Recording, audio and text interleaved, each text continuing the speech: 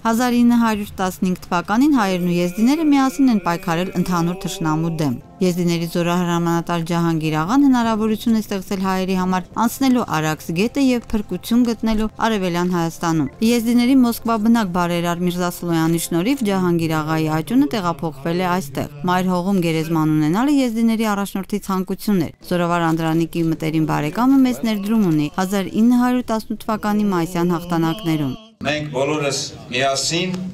մեր սրտի խորքերում եւ հոգում պահում ենք բոլորի անունները։ Այդ ողբերգությունը բոլորինս էր, եւ հայերինը եւ եզդիներինը։ Այստեղ էր Մեծ Եղեռնի զոհերի հիշատակի եւ ոգեկոչման արարողությանը Լալեշից եզդիների սրբավայրի ժամանած եզդի հոգեվորականների ներկայացուցչական խումբը։ Նրանց ասելիքը մեկն էր. եզդի ժողովուրդը իր ազգային վիշտն է համարում ցեղասպանությունը։ Մեր հայ ազգը եւ եզդի ազգը ոչ թե մենք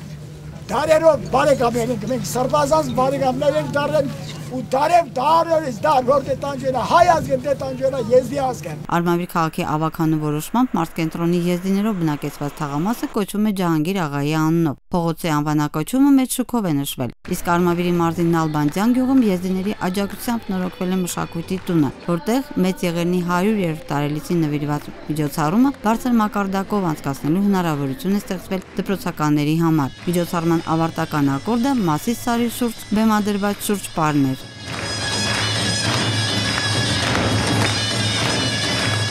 Կարնե Վարդանյան, Ռուբեն Սարգսյան, Արտավազդ Դասատրյան, Աշոտ Սարգսյան այսօր